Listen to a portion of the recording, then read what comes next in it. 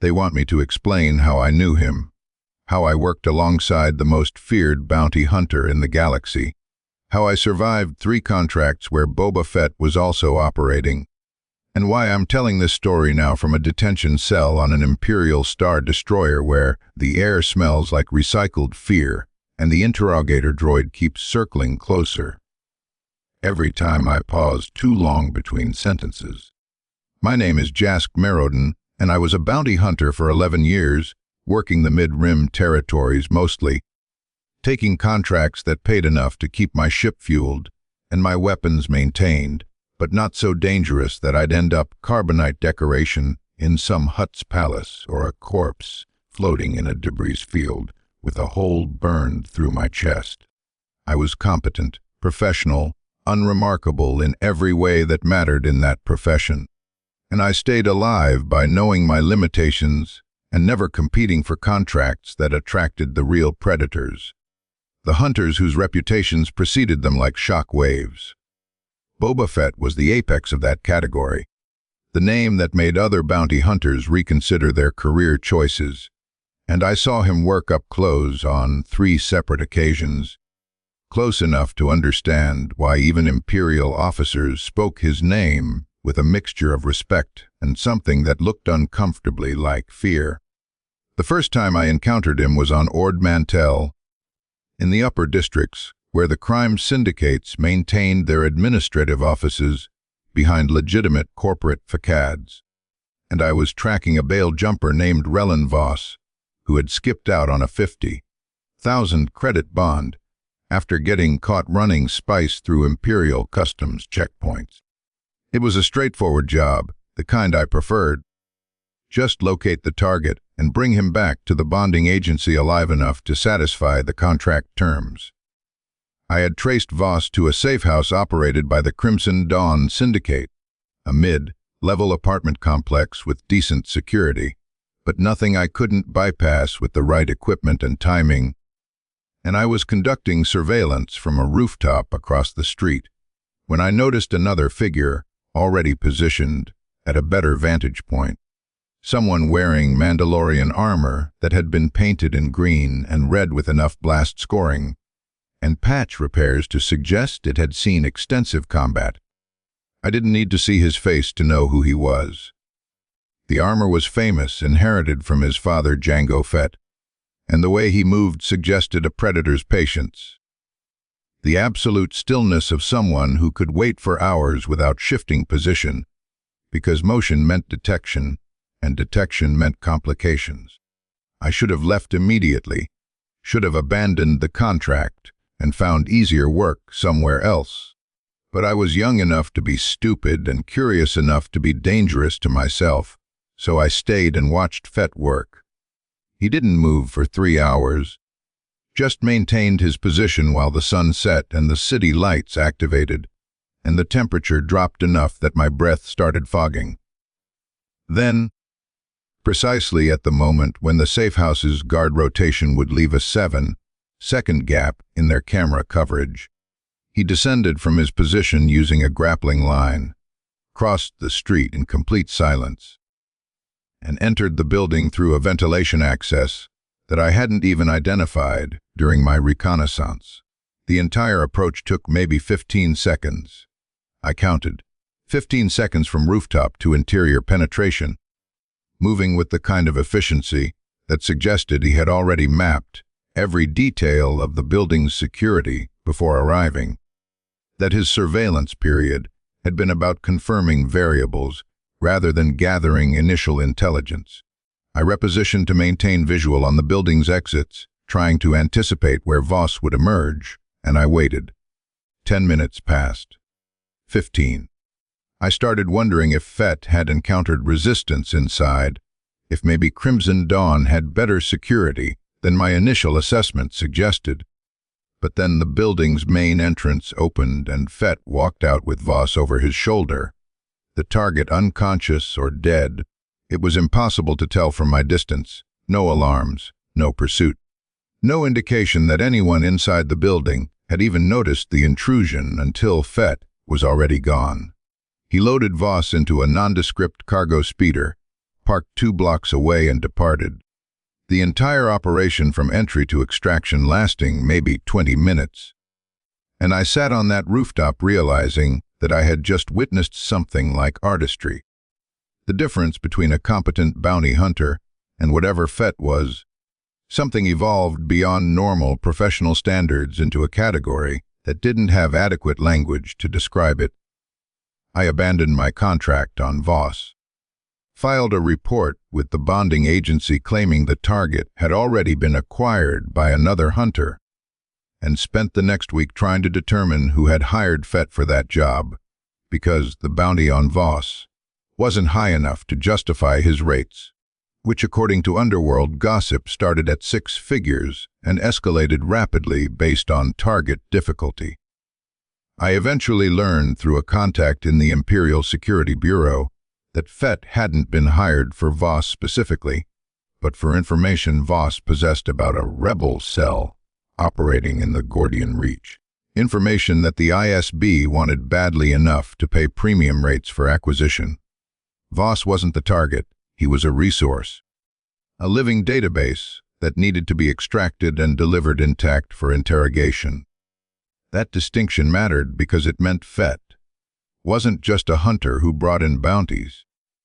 He was an intelligence asset who operated in the spaces where the Empire's official apparatus couldn't function effectively, where they needed deniability and efficiency, and someone who could retrieve sensitive materials without creating diplomatic incidents or leaving evidence trails that connected back to Imperial sponsorship. I started paying attention after that, started tracking Fett's movements through the guild networks and underworld information exchanges, learning to recognize the patterns that suggested his involvement in regional events.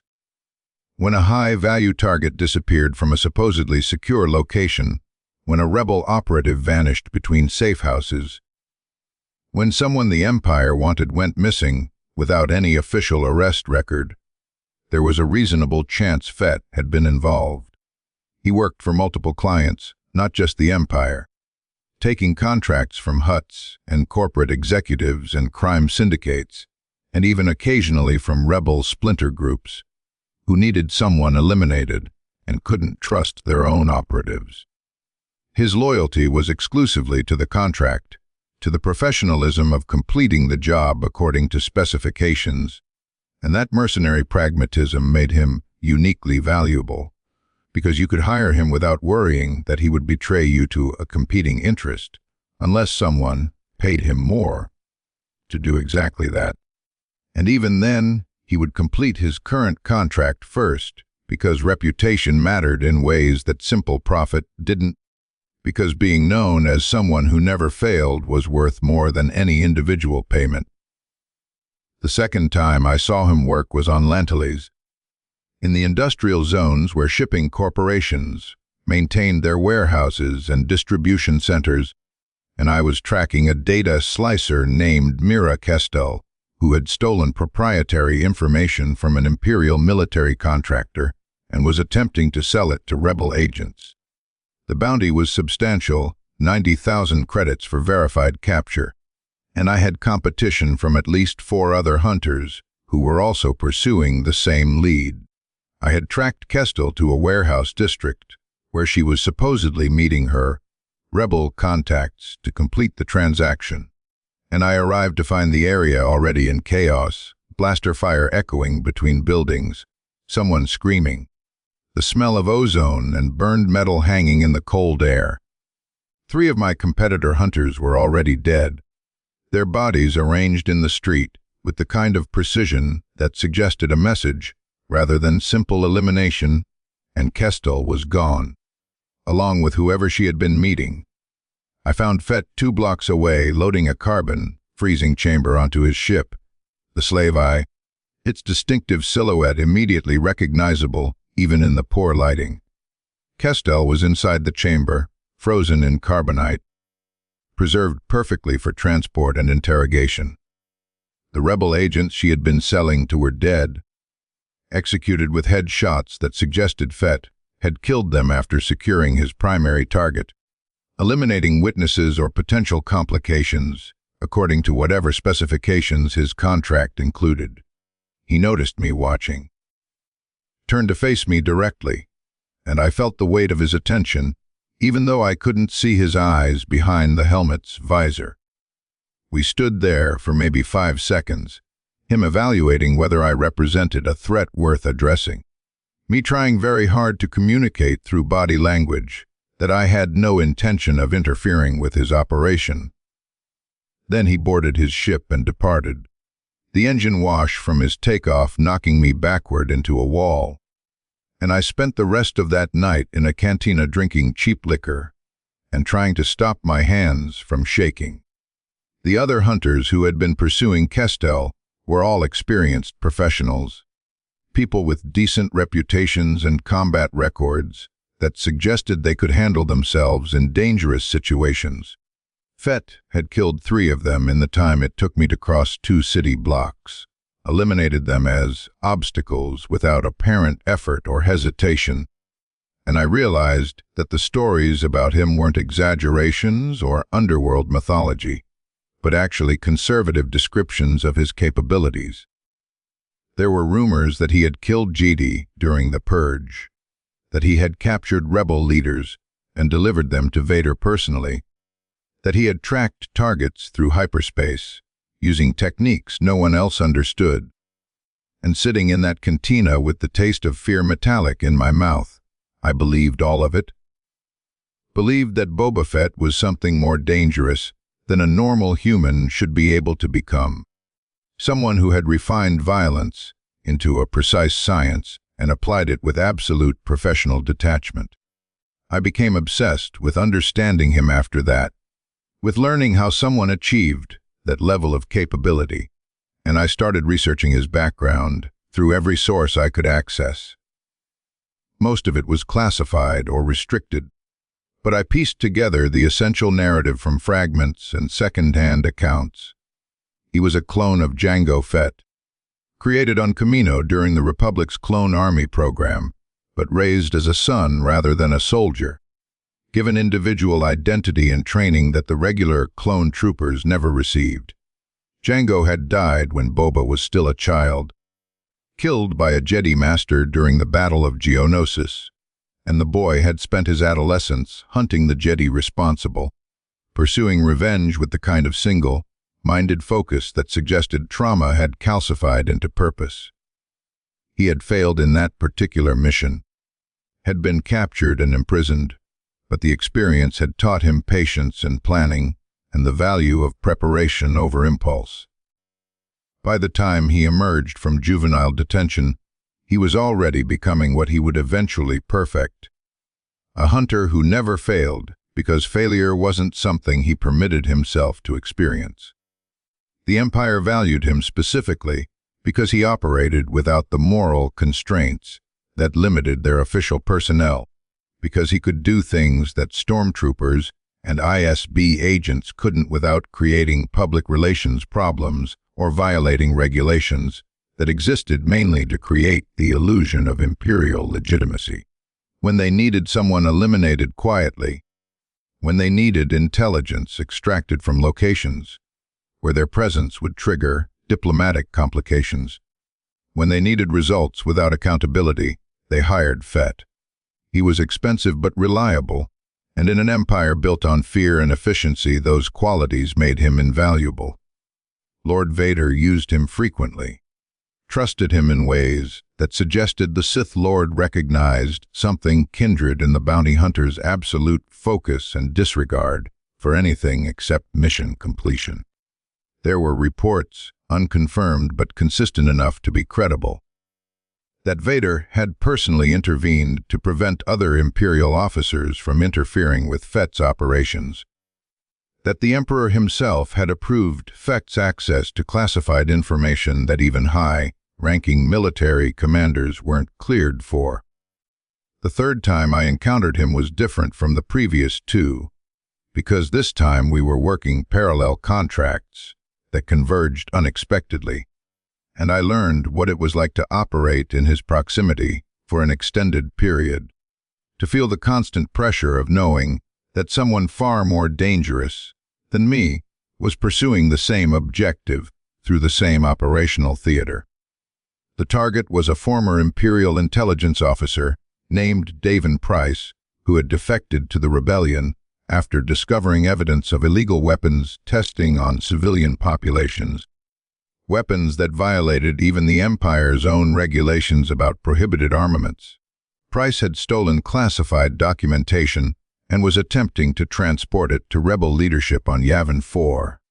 But his ship had suffered hyperdrive failure in the Sutric system, and he was stranded there while trying to arrange repairs and continued transport. The Empire wanted him eliminated before he could deliver his intelligence, wanted the documentation recovered and destroyed, and they had issued multiple contracts through various intermediaries to ensure redundancy in case individual hunters failed. I took a contract that specified killing Price and recovering his data, standard termination work that paid 5,000 credits on confirmation. I knew other hunters would be competing for the same target, but I had good intelligence about his location, a repair facility on Sutric IV that serviced damaged ships without asking questions about their owner's legal status, and I thought I could reach him before the competition arrived. I was wrong. Fett was already there when I landed, already established in position outside the repair facility, already waiting for the optimal moment to strike. I considered leaving, abandoning the contract like I had on Ord Mantell, but this time I had invested too much in preparation and travel expenses to walk away without attempting the job. So I maintained my position and tried to determine how to approach the target without interfering with whatever Fett was planning. We spent 2 days in that stalemate, both of us watching the repair facility from different positions, both waiting for Price to emerge or for some variable to shift that would create an opportunity. I kept expecting Fett to simply eliminate me as a complication, to shoot me from distance and remove the competition before executing his primary contract. But he didn't, and I gradually understood that he considered me irrelevant, not worth the ammunition or attention required to address. That realization was somehow worse than if he had tried to kill me. The casual dismissal of my presence is beneath his concern. The implicit message that I represented no threat worth acknowledging.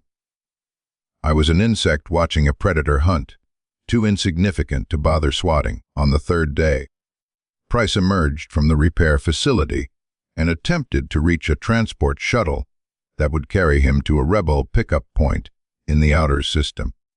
Fett moved immediately, crossing the distance between his position and the target in seconds, firing a grappling line that wrapped around Price's legs and dragged him to the ground before he could reach the shuttle. I started moving too, thinking maybe I could still salvage the contract by reaching Price first, by claiming the kill or capture before Fett completed his extraction.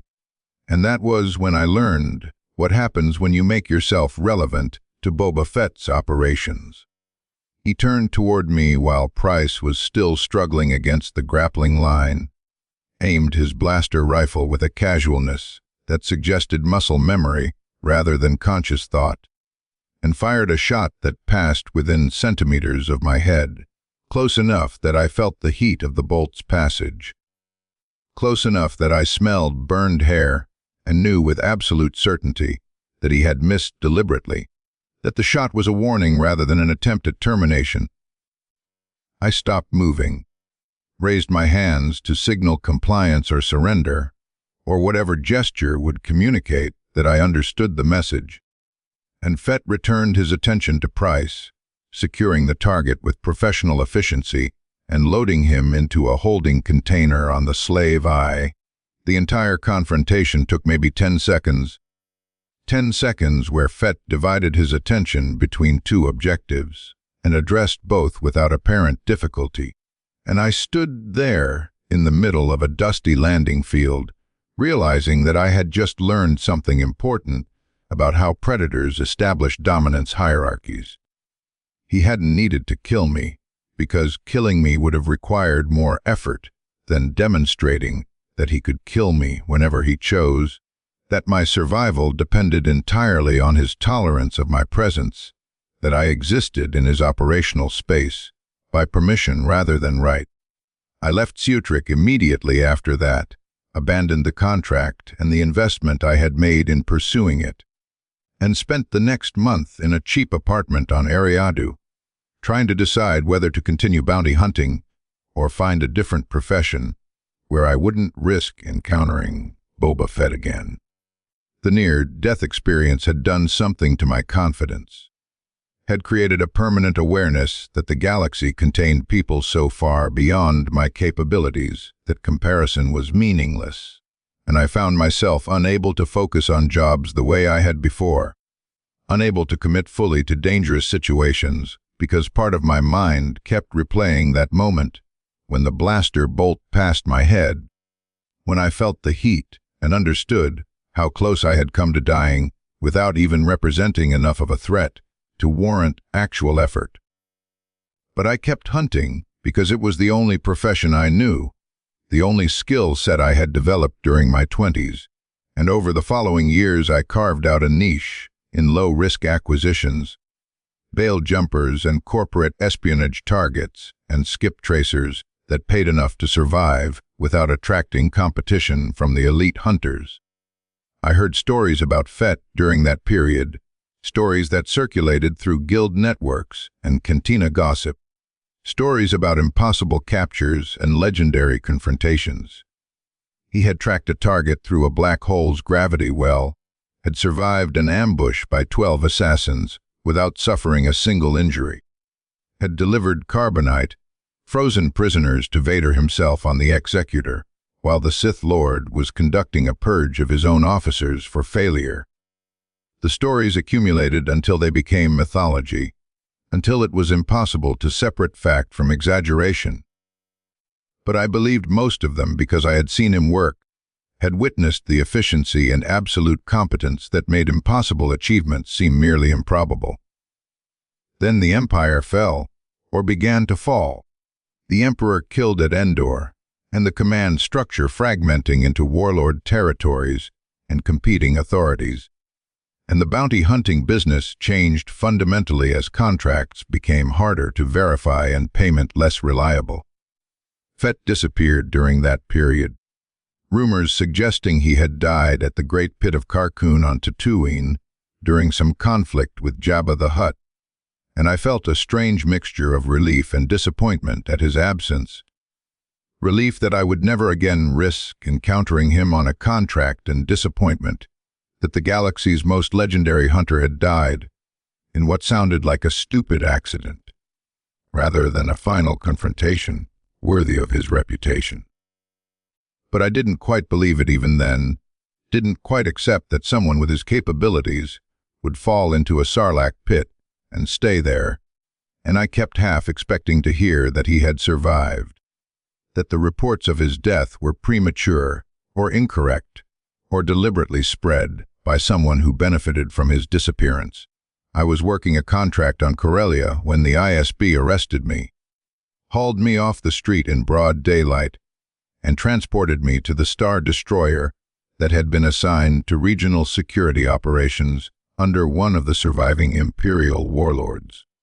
They didn't explain the charges initially, just processed me through standard interrogation procedures, confiscated my equipment, and locked me in a detention cell where the temperature fluctuated between freezing and suffocating, depending on what seemed to be arbitrary environmental control failures.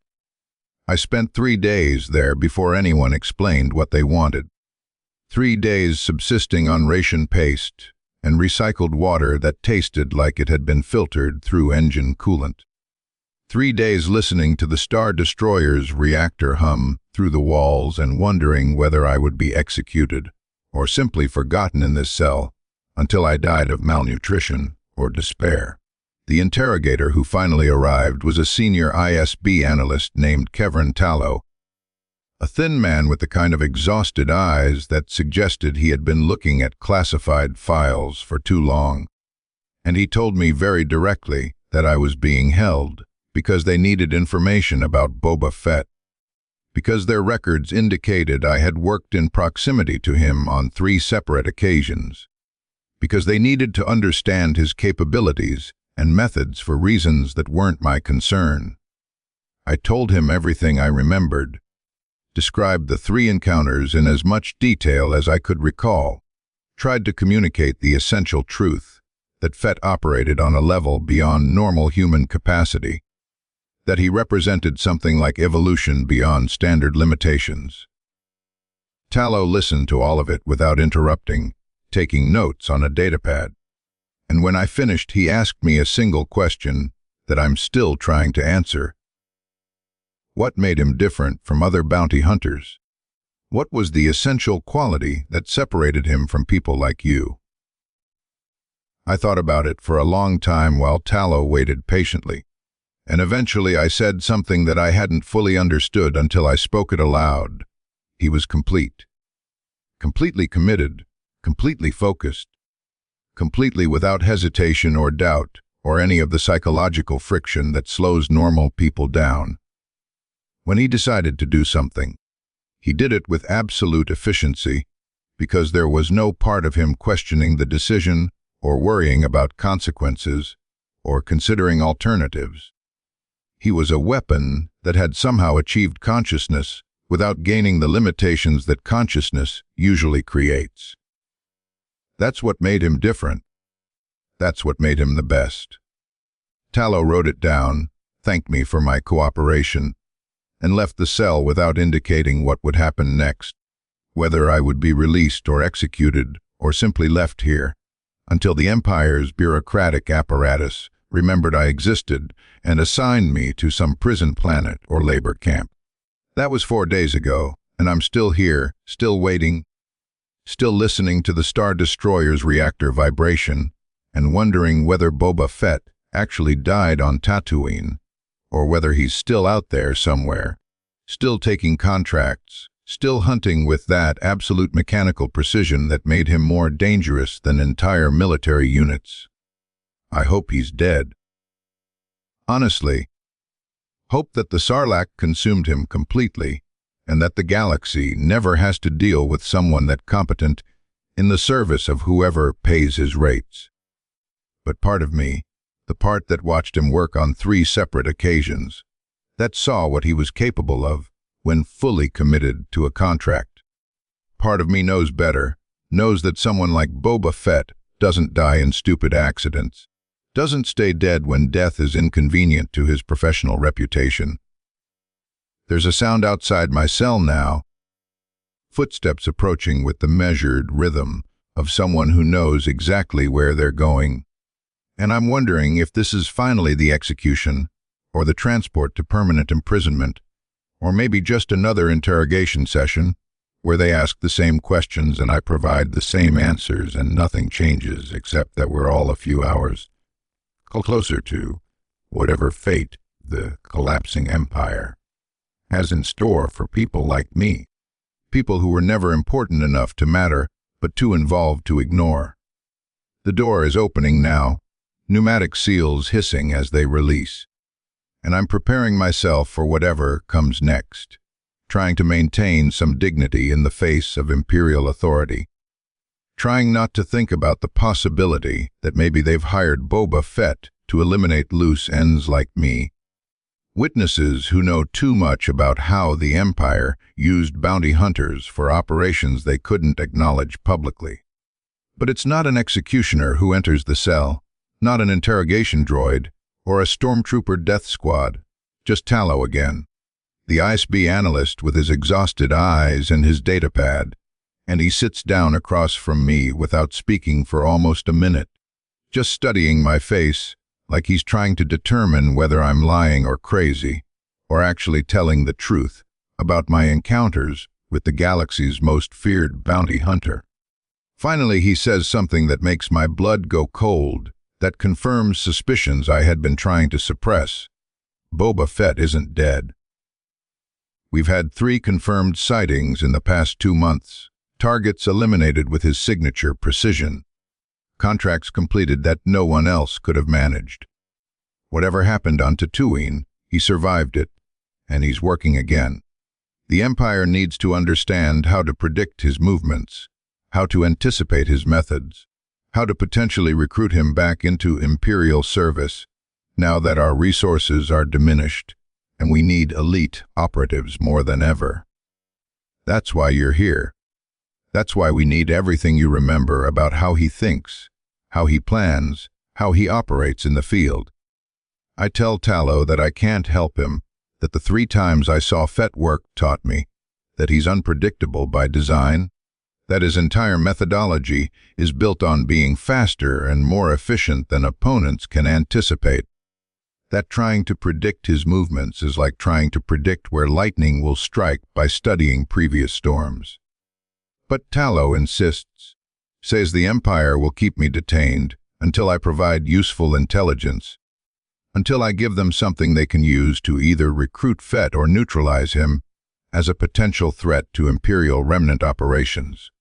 So I keep talking, keep describing those 3 encounters in different language, keep trying to articulate what it was like to watch someone operate at that level of precision and focus.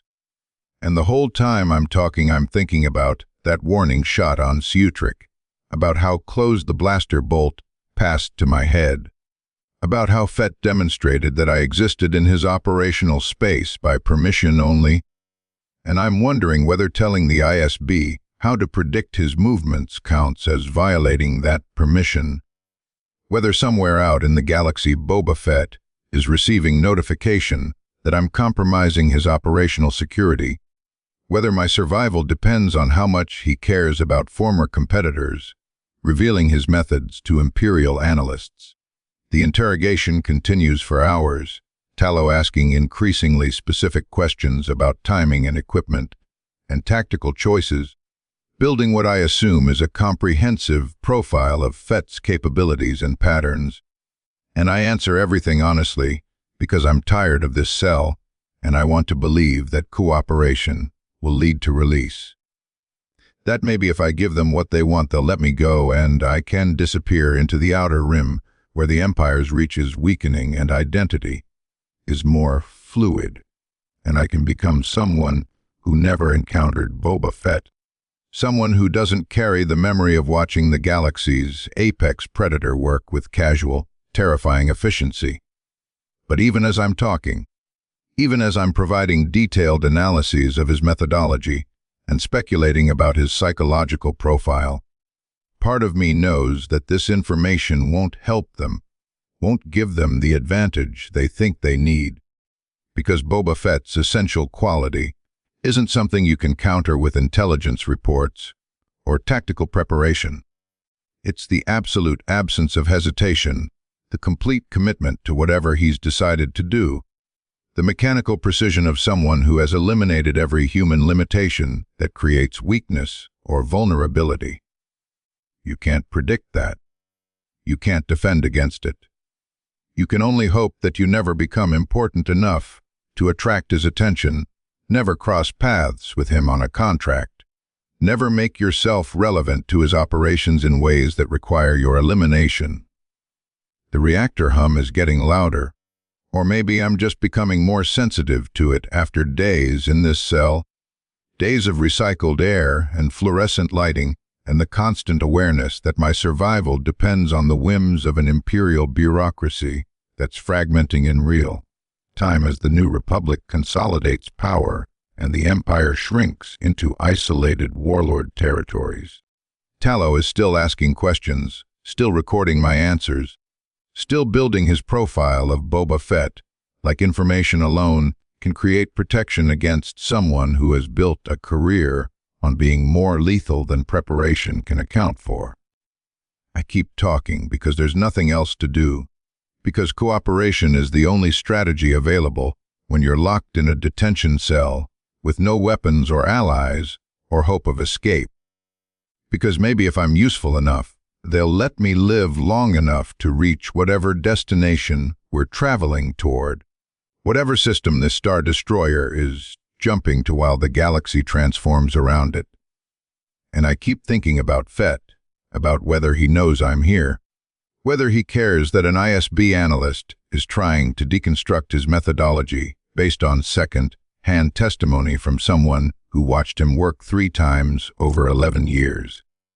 I keep thinking about that warning shot, about the message it communicated, about the possibility that my current situation violates whatever implicit agreement that shot established.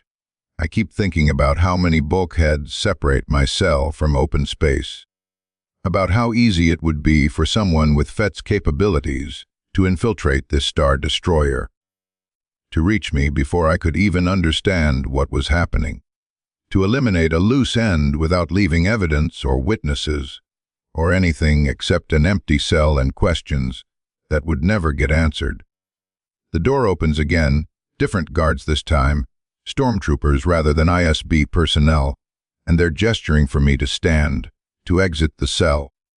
And I'm wondering if this is finally the execution or transport, or maybe just another location change in the Empire's endless procedural shuffle.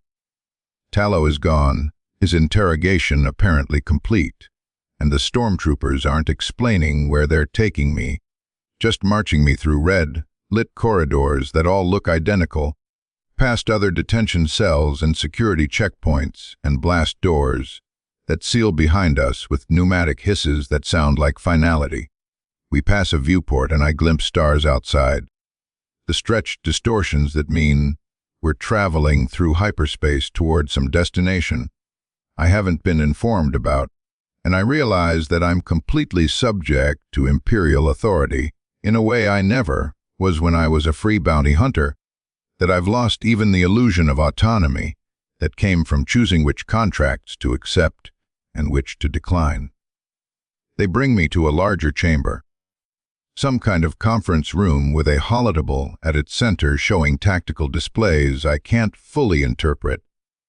And there are other prisoners here, maybe a dozen people in similar detention clothing, all of us arranged along the walls while Imperial officers discuss something in low voices near the holodeck. I recognize some of the other prisoners from bounty hunter networks, people I competed against or worked alongside during my 11 years in the profession, and I start to understand what's happening here, what the Empire wants from us. They're building a roster, a list of bounty hunters who might be willing to work Imperial contracts in exchange for clemency or payment, or whatever incentive keeps them loyal in an age where the Empire's legitimacy is dissolving and alternative employment is increasingly available. They're trying to reconstruct the network of independent operators that made them effective during their peak power, trying to maintain access to people like Boba Fett, who could accomplish objectives that official military assets couldn't, and they're doing it by rounding up lower-tier hunters and offering them choices between cooperation and permanent imprisonment. An officer approaches, someone with a commander's insignia, and he explains very directly that we're being given an opportunity to serve the Empire in exchange for our freedom, that each of us will be assigned contracts consistent with our demonstrated capabilities. That payment will be guaranteed and success will be rewarded with continued clemency, while failure will result in immediate execution. It's conscription dressed as opportunity, forced service disguised as choice, and I can see in the other prisoners' faces that they understand this as clearly as I do, that we're being transformed from independent operators into Imperial assets without the option to decline. The commander is describing the contract system, explaining how we'll receive assignments through secure channels, how we'll report directly to ISB handlers, how our movements will be monitored to ensure compliance. And I'm barely listening because I'm thinking about Boba Fett, about how he maintained his independence, even while taking Imperial contracts, about how he operated in their system without becoming subject to their authority. That's the difference. I realize that's the essential quality that made him different from everyone else in the profession. He was never afraid of them, never afraid of the Empire or Vader or the Emperor himself, because fear required caring about consequences and Fett had somehow eliminated that vulnerability from his psychology, had reduced himself to pure function without the human elements that create leverage or weakness. The Empire could hire him but never own him, could pay him but never control him, could rely on his professionalism but never command his loyalty. That's why they valued him so highly, because he represented what they wanted all their operatives to be, completely effective without being subject to the limitations that made people manageable. And that's why I could never be like him, why none of us in this room could ever approach his capabilities, because we still cared about living, still worried about consequences, still felt fear in ways that created hesitation and reduced efficiency. The commander is asking for verbal confirmation of our acceptance, going around the room one by one, and people are agreeing because what else can they do? Because the alternative is execution or permanent detention in some prison that will probably be destroyed when the new republic finally breaks the Empire's remaining territories. When he reaches me, I say yes without even thinking about it, without analyzing the implications, just agreeing because survival instinct overrides principle when you're locked in a detention cell on a star destroyer traveling through hyperspace toward an unknown destination. The commander seems satisfied, makes notes on his datapad, moves on to the next prisoner. And I stand there, feeling like I've just signed away whatever remained of my autonomy, whatever freedom I still possessed when I was an independent bounty hunter, choosing my own contracts. They return us to our cells afterward, promise that assignments will be forthcoming, warn us that attempting to escape or refusing contracts will result in immediate termination, and I'm back in my detention cell with the reactor hum, and the recycled air and the knowledge that I'm now an Imperial asset rather than an independent operator. I keep thinking about Fett, about whether he ever found himself in a situation like this, whether the Empire ever tried to conscript him or force his service. And I realize that the question is absurd, because someone with his capabilities would never allow himself to be captured, would never be vulnerable to this kind of coercion, would either escape immediately or eliminate everyone involved before accepting subordination. That's what I should have done, probably, back on Sutric when he fired that warning shot. I should have recognized it as a lesson in what separates apex predators from everyone else. Should have understood that the galaxy contains people who operate according to different rules, who exist outside the normal constraints that govern behavior and define possibility. I should have learned then that trying to compete in the same operational space as Boba Fett meant accepting that you existed by his permission, that your survival depended on his tolerance, that the profession I had chosen contained hierarchies so steep that comparison was meaningless. But I didn't learn that lesson completely, didn't internalize it enough to change my trajectory, and now I'm here, conscripted into Imperial service, transformed into exactly the kind of controlled asset that Fett never allowed himself to become. The cell's temperature is dropping again, environmental systems cycling through another arbitrary adjustment, and I wrap my arms around myself trying to maintain warmth while wondering how many other bounty hunters are in similar situations. How many of us the Empire has rounded up in its desperate attempt to maintain some portion of its former power?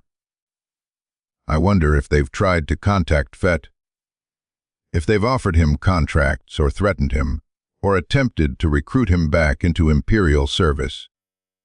And I can't imagine any of those approaches working, because you can't threaten someone who doesn't fear death, can't recruit someone who has no loyalty except to professional standards, can't control someone who has already achieved complete self-sufficiency. There's a sound outside my cell again, that measured rhythm of approaching footsteps, and I'm expecting more guards or another interrogation session. But this time it's different. This time the footsteps are somehow familiar in a way I can't immediately identify. a rhythm that triggers recognition without conscious analysis. The door opens and I'm looking at Mandalorian armor, green and red with blast scoring and patch repairs. And for a moment I think I'm hallucinating or having some kind of stress-induced breakdown because there's no possible reason why Boba Fett would be here. On this Star Destroyer, in this detention block, standing in the doorway of my cell like he's come to collect a bounty. But it is him, unmistakably him, and he's holding a blaster, but not pointing it at me. Just carrying it in a ready position that suggests he's between objectives rather than actively engaged. And he says in that filtered mechanical voice that I remember from Seutric, "You told them too much." The ISB profile compromises my operational security. I don't permit that. And I understand immediately that he's here to kill me, to eliminate the source of the intelligence that Tallow has been collecting, to protect his methods and reputation and competitive advantage by removing witnesses who understand how he works. I should probably beg or plead or try to negotiate, but instead I just nod because it makes sense, because I violated the implicit agreement established by that warning shot years ago, because I allowed myself to become relevant to his operations in negative ways that required correction. He raises the blaster and I close my eyes waiting for the bolt that will end this, end my failed career as a bounty hunter and my brief conscription as an Imperial asset, and my entire insignificant existence in a galaxy where people like Boba Fett operate according to rules I never fully understood. But the shot doesn't come. I open my eyes and he's still standing there, still holding the blaster, and he says, "You're coming with me. The Empire doesn't get to own my information sources. If you're going to be useful, you work for me directly, not through their bureaucracy. Move." And just like that, I'm following him out of the cell, through corridors where stormtroopers are unconscious or dead, past security checkpoints that have been disabled with professional efficiency, toward a docking bay where the slave eye is waiting. And I'm understanding that I haven't been rescued so much as acquired, that I've transitioned from Imperial asset to Fett's personal resource, that my survival still depends on his tolerance, but now I'll be useful rather than simply permitted. We board his ship and depart from the Star Destroyer before anyone can respond to whatever havoc he created getting to my cell, jumping to hyperspace while alarms are still sounding, and he gestures me toward a holding area where I can secure myself during the journey to whatever destination he's chosen. I want to ask questions, want to understand why he decided I was worth extracting, whether this represents some form of professional courtesy or just pragmatic resource acquisition. But he's already moving forward toward the cockpit, already focused on whatever comes next, and I realize that I've just learned the final lesson about Boba Fett. He's not just the galaxy's most effective bounty hunter. He's someone who operates according to his own logic, who makes decisions based on calculations I can't predict or understand, who sees value in things that other people miss. I'm not free, not really. But I'm alive, and that's more than I expected 5 minutes ago, when he appeared in my cell doorway. The slave eye's interior smells like carbon scoring and weapon maintenance. The ship's systems humming with the kind of efficiency that suggests obsessive care and regular upkeep. And I settle into the holding area, trying to process what just happened, trying to understand my new status as Boba Fett's asset rather than Imperial prisoner. Whatever comes next, whatever contracts he assigns me or information he requires, I know I'll cooperate completely because I've finally learned the lesson I should have absorbed on Seutric, in the galaxy that contains Boba Fett. You survive by being useful to him, by operating within his framework rather than competing with it, by accepting that some people exist at the apex of capability hierarchies, and your best option is alignment rather than resistance.